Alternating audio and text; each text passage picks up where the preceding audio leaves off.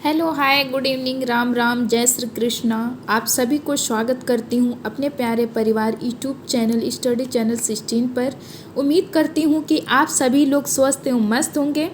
और आपको यह बता दूँ कि इसके पहले 2 वीडियो अपलोड कर चुकी हूँ, उसको देखना ना भूलें। और यह आपसे बताना चाहूँगी कि यह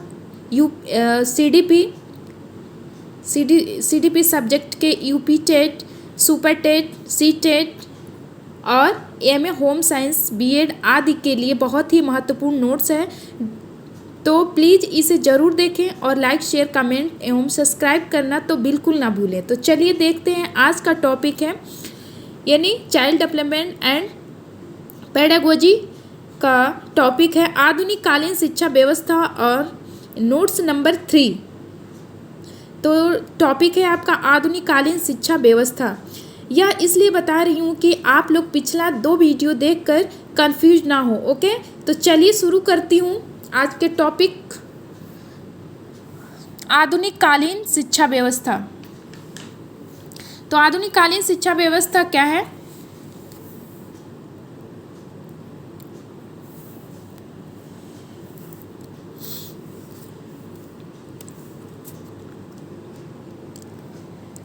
आधुनिक काल में लोगों को प्रारंभिक शिक्षा प्रदान करने के लिए समय समय पर एवं आवश्यकतानुसार उनके प्रकार की शिक्षा व्यवस्थाएं प्रचलित हुई, जो इस प्रकार है। फिर है स्वतंत्रता के पूर्व शिक्षा व्यवस्था। 15वीं-16वीं शताब्दी अथवा प्राचीन काल से ही हमारे यहाँ व्यापार हेतु पुर्तगाली, डच, अंग्रेज, फ्रांसीसी, डेनमार्क का आगमन प्रारंभ हुआ तथा इन्हीं के साथ साथ ईसाई धर्म के प्रचार प्रसार हेतु ईसाई मिशनरियों का आगमन शुरू हुआ। इन लोगों ने अपने व्यापारी लाभ तथा ईसाई धर्म के प्रचार प्रसार हेतु अनेक स्थानों पर विद्यालयों की स्थापना करना शुरू किया। फिर कोड वर्ड में देखेंगे PDEFD, मतलब P मतलब पुर्तगाली, D डच, E अंग्रेज, F फ्रांसीसी और D मतलब डेनमार्क। ओके, जैसे 1781 में वारेन हेस्टिंग के द्वारा कलकत्ता में मदरसा की स्थापना की। इसके आगे देखेंगे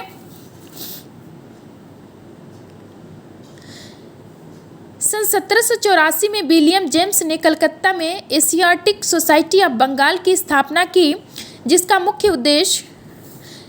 मुख्य उद्देश्य भारतीय साहित्य को अंग्रेजी में अनुवाद करना था। 1791 में जॉनथन डंकन के द्वारा बनारस में संस्कृति विद्यालय की स्थापना की गई, जिसे वर्तमान में संपूर्णानंद संस्कृति विश्वविद्यालय के नाम से जाना जाता है। इसको एक बार और देखेंगे। सन 1791 में जॉनथन डंकन के द्वारा बनारस में संस्कृति विद्यालय की स्थापना की गई, जिसे वर्तमान में संपूर्णानंद संस्कृति विश्वविद्यालय के नाम से जाना जाता है। ये जो 2 बार लिखा है जॉनथन डंकर और जॉनथन डंकन, यानी कि कहीं जॉनथन दिया रहता है और कहीं जॉनथन डंकन दिया रहता है, तो इसमें कन्फ्यूज मत होइएगा। आगे देखेंगे 1700, यही इसी का डायग्राम के माध्यम से दर्शाया गया है। आगे देखेंगे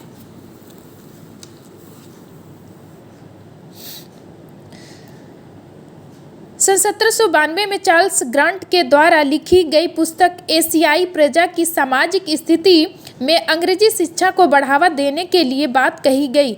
इसलिए भारत में आधुनिक शिक्षा का जन्मदाता चार्ल्स ग्रांट को मानते हैं।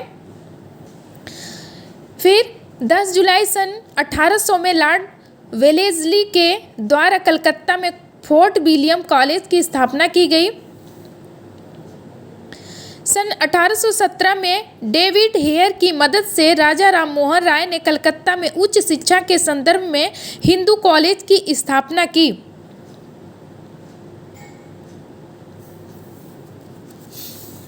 आगे देखेंगे 1821 में एलिफिंस्टन द्वारा पुणे शहर में पुणे संस्कृति विद्यालय की स्थापना की गई। बंगाल तथा भारत के गवर्नर जनरल वायसराय, यानी बंगाल के गवर्नर जनरल और वायसराय कौन कौन थे? तो बंगाल का पहला governor general Robert Clive, Bengal का अंतिम गवर्नर वारेन हेस्टिंग्सन और बंगाल का पहला गवर्नर जनरल वारेन हेस्टिंग्स और बंगाल का अंतिम governor general Lord William waiting. आगे देखेंगे, ये बहुत ही महत्वपूर्ण है, इसको ध्यान से देखेंगे। भारत यानी भारत का पहला governor general Lord William waiting थे, भारत का अंतिम गवर्नर जनरल लॉर्ड कैनिंग और भारत का पहला वायसराय लॉर्ड कैनिंग और भारत का अंतिम वायसराय लॉर्ड माउंटबेटन और स्वतंत्र भारत के पहले गवर्नर जनरल लॉर्ड माउंटबेटन, स्वतंत्र भारत के पहले तथा अंतिम भारतीय गवर्नर जनरल चक्रवर्ती राजगोपालाचारी थे।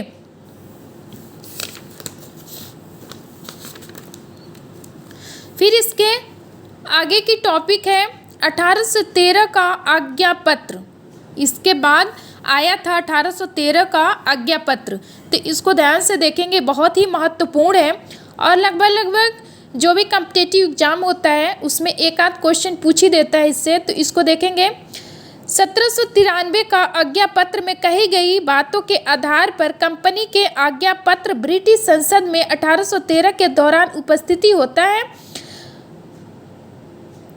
जिसमें कंपनी द्वारा 43वीं धारा के अंतर्गत शिक्षा पर प्रति वर्ष 1 लाख रुपए खर्च करने के लिए कहा जाता है, लेकिन यह निर्धारित नहीं होता है कि संपूर्ण धनराशि प्राच्य शिक्षा को बढ़ावा देने के लिए, ना यह भी निर्धारित होता है संपूर्ण धनराशि पर शिक्षा देने के लिए खर्च किया जाएगा या नहीं, जिसको लेकर प्राच्यवादियों तथा पाश्चात्यवादियों में एक विवाद उत्पन्न होता है, जिससे प्राच्य पाश्चात्यवादी की विवाद की संज्ञा दी जाती है। और नोट लिखा है इसको ध्यान से देखेंगे। प्राच्यवादी भारत तथा अरब साहित्य एवं विद्वान के समर्थन को प्राच्यवादी कहते हैं और पाश्चात्य शिक्षा अंग्रेजी साहित्य विद्वान के समर्थक। तो प्राच्यवादी के समर्थक Jonathan Duncan, Warren Hasting, Wilson आदि, और पाश्चात्यवादी के समर्थक लॉर्ड मैकाले, एलिफिंस्टन, मुनरो। शिक्षा संबंधी पहला चार्ट एक्ट 1813 का आज्ञा पत्र।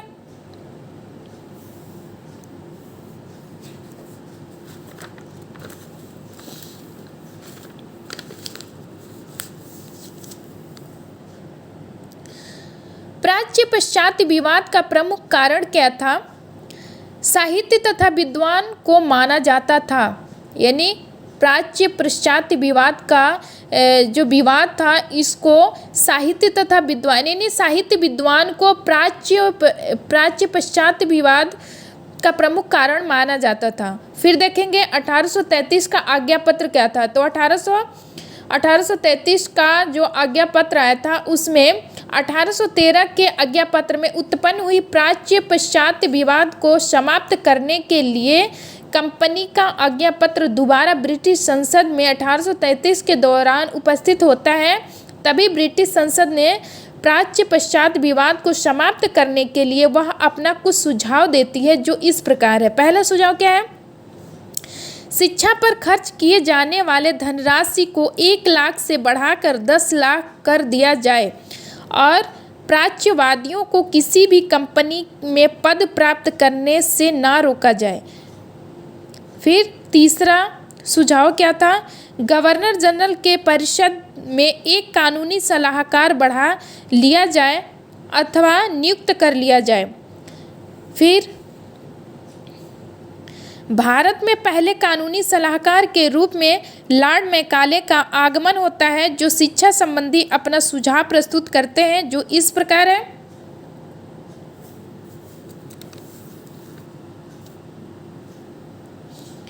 लॉर्ड मैकाले का आगमन।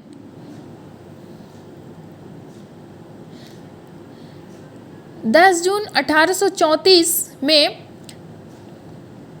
को कानूनी सलाहकार के रूप में लॉर्ड मैकाले का भारत में आगमन होता है उस समय प्राच्य पश्चात्य विवाद बड़ा उग्र रूप धारण किया होता है। तभी भारत के गवर्नर जनरल भारत के विलियम बेंटिक ने लॉर्ड मैकाले को बंगाल के लोक शिक्षा समिति के सभापति पद पर नियुक्त करता है और 1813 के चार्टर एक्ट आज्ञापत्र में उत्पन्न हुए प्राच्य पश्चात्य विवाद खत्म करने के सुझाव मानते हैं। लॉर्ड मैकाले ने 1813 के आज्ञापत्र के 43वीं धारा में कही गई बातों को अध्ययन कर अपना सुझाव 2 फरवरी 1835 को भारत के गवर्नर जनरल के पास भेज देता है। फिर मैकाले का सुझाव क्या होता है कि साहित्य के अंदर केवल अंग्रेजी साहित्य को बढ़ावा दिया जाए।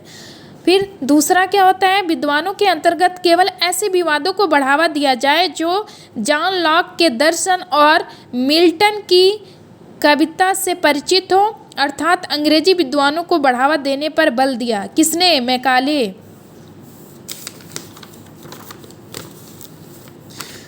फिर है तीसरा सुझाव क्या था कि शिक्षा का माध्यम अंग्रेजी भाषा को निर्धारित किया जाए। और चौथा है भारतीय साहित्य की अवहेलना करते हुए यह बताया कि भारत तथा अरब के संपूर्ण साहित्य को मिला लिया जाए तो यूरोपियन